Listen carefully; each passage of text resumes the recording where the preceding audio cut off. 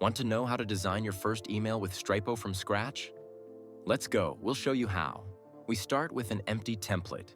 But first, a quick 30 seconds orientation on how Stripo is structured. Think of your email as a stack of boxes nested inside each other. The outermost box is a stripe. It runs the full width of your email. Every email is made of stripes, stacked top to bottom. Inside each stripe, you drop a structure. Structures split that space into columns, anywhere from 1 to 11 side by side. And inside each column, a container. That's where your actual content lives. Text, images, buttons. All of it goes in here. So, one more time. Stripe, structure, container. Just 3 levels. That's the whole system.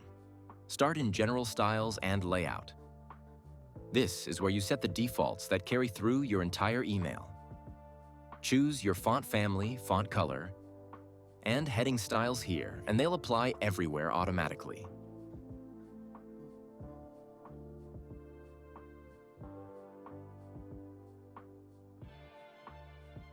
Set your button styles too. Font and color. So every button stays consistent without any extra work.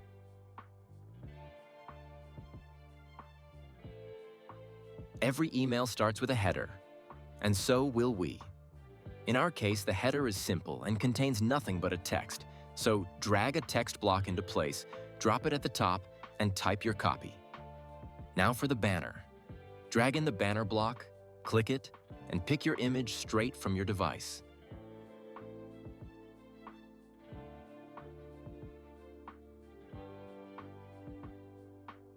Once our banner is done, it's time to add some content.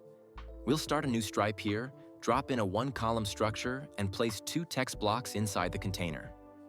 To improve the reading flow, we'll change the paragraph style of the H1 text in the text block settings, making it larger and more attention-grabbing.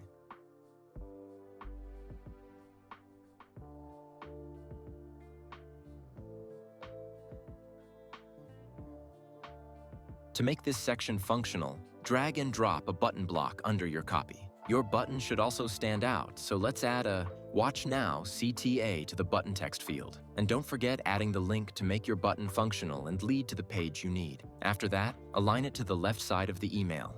All that's left is to adjust the padding and margins for all elements to add some spacing and better separate your content. Now we draw the line. Drag a spacer block under the button. It's the cleanest way to separate sections without overcomplicating things. Once you click on it, you'll see the settings where you can change its design and shape and set the needed margins to separate your email content the way you want. Next up, something a bit more complex. Add a new stripe under the spacer and inside it, a 2-column structure. You'll get 2 containers to work with. Then fill it in. Image on the left, text on the right, button below.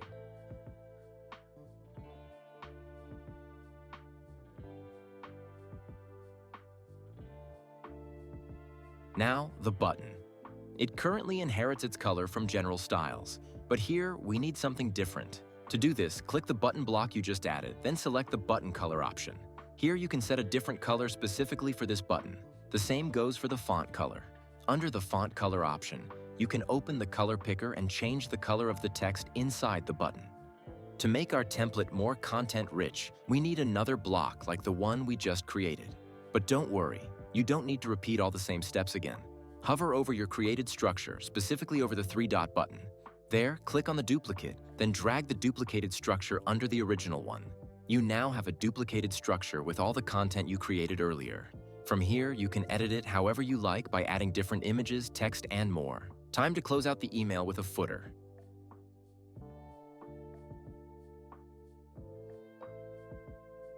Add a text block, set it to H2, and now for something new.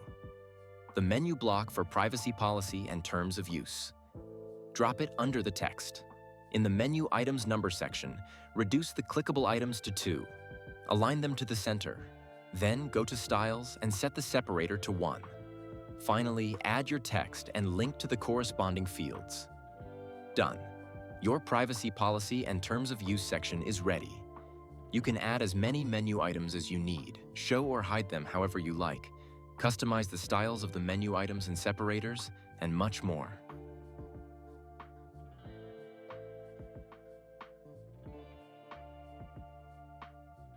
After that, we'll add 2 text blocks one after another right below and insert our text. Don't forget to make the unsubscribed text clickable. Click the text block, go to Insert, and hit the Link button.